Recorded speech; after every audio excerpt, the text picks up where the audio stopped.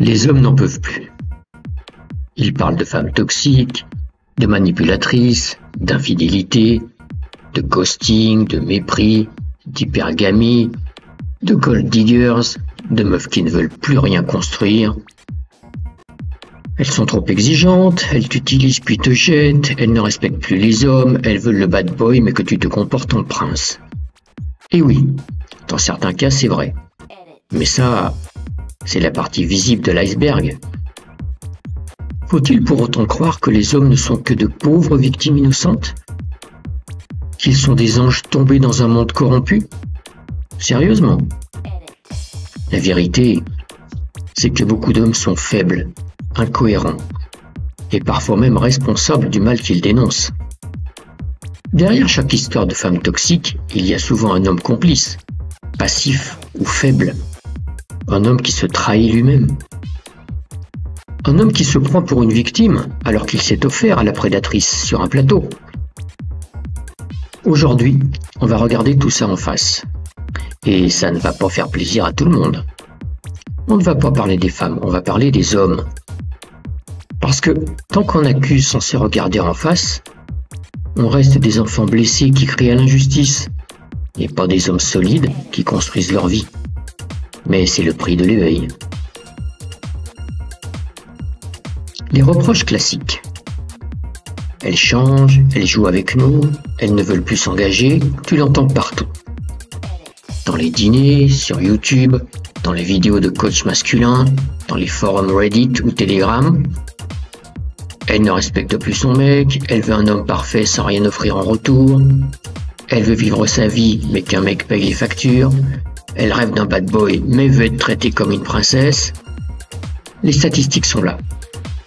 70% des divorces sont demandés par les femmes. Sur les applis de rencontres, 80% des femmes ne s'intéressent qu'à 20% des hommes. Le taux de satisfaction relationnelle chez les hommes baisse chaque année depuis 2015. Oui, on est dans une époque floue. Oui, on peut pointer tout ça du doigt. Mais poser le doigt sur le problème ne veut pas dire qu'on est soi-même irréprochable. Est-ce une raison pour se transformer en chroniqueur de misère sentimentale? Est-ce que le fait que les femmes échangées nous empêche de rester solides? Ou est-ce simplement une excuse pour ne plus faire d'efforts? L'homme complice de sa propre chute. Tu veux savoir la vérité brutale?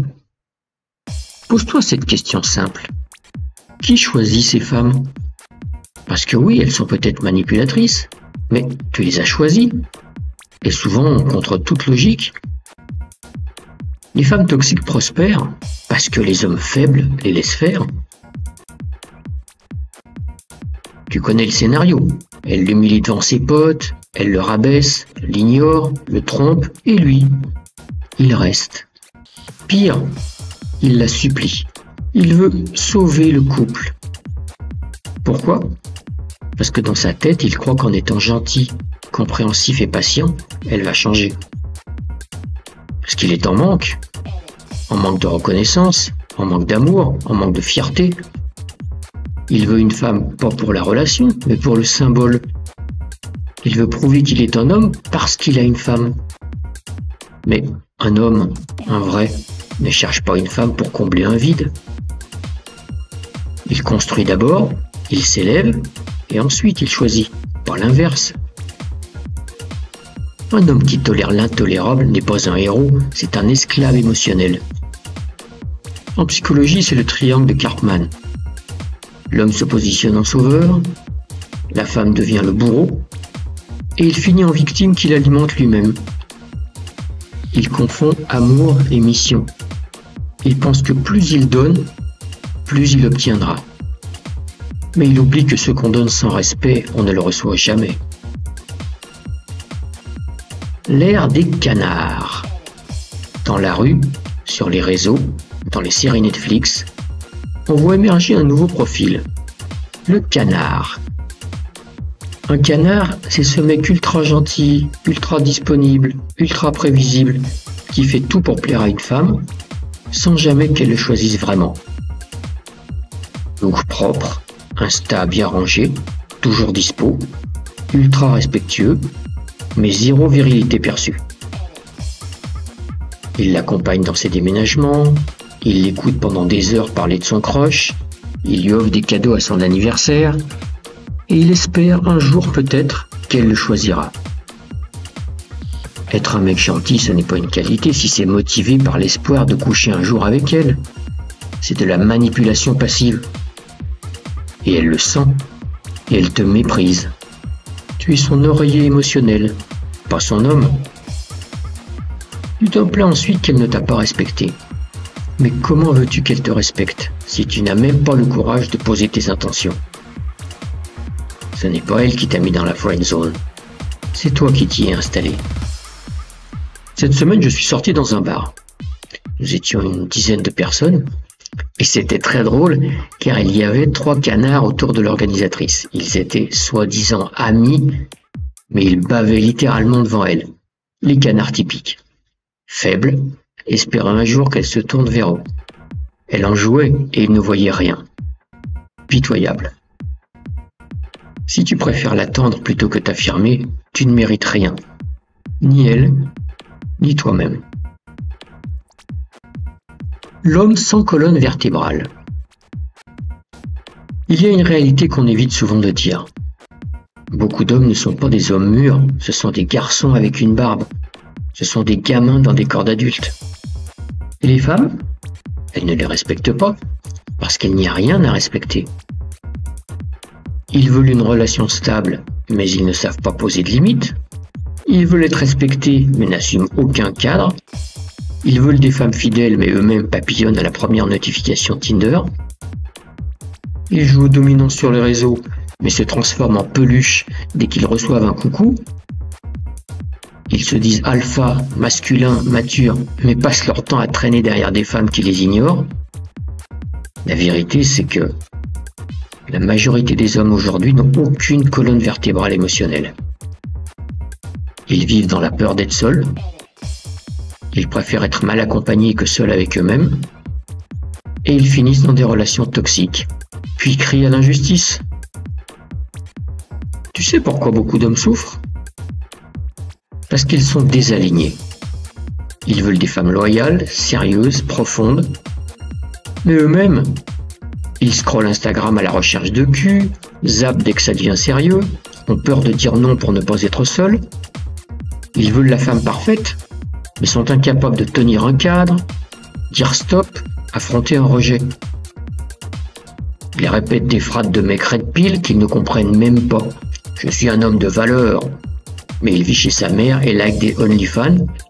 Je veux une femme soumise, mais il est incapable de guider ou protéger. Ce que tu attires est un reflet de ce que tu tolères.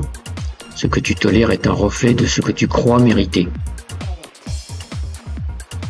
Reprendre le pouvoir. La solution, elle commence par se regarder en face. Pas par accuser l'extérieur. Pas par devenir misogyne ou se replier sur soi, mais par retrouver son axe. Maintenant, on arrête les excuses. Les femmes sont comme elles sont, mais toi, qui es-tu? Voici 7 piliers à reconstruire un par un. Clarté sur tes intentions. Tu veux une relation? Dis-le. Tu veux du fun? Assume-le. Le flou est une arme des lâches. Autonomie affective. Si tu es malheureux seul, tu seras misérable à deux. Travaille ton calme, ton focus, ton vide intérieur. Hygiène de vie et discipline. Un homme sans rigueur, c'est un homme vulnérable. Muscle ton corps, ton esprit, ton emploi du temps. Capacité à dire non. Si tu ne dis jamais non, tu ne vaux rien à ses yeux. Un non clair vaut 1000 peut-être. Sélection. Arrête de courir après les belles instables. Cherche les femmes solides, discrètes, équilibrées. Elles sont rares, mais elles existent. Leadership.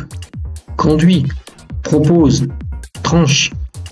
Pas avec autoritarisme, mais avec capacité d'action. Verticalité. Sois aligné, même quand c'est dur, même quand tu doutes. Un homme qui reste debout face au chaos, ça attire le vrai respect. Exemple réel à suivre, l'homme qui quitte une femme sublime mais toxique et retrouve sa dignité.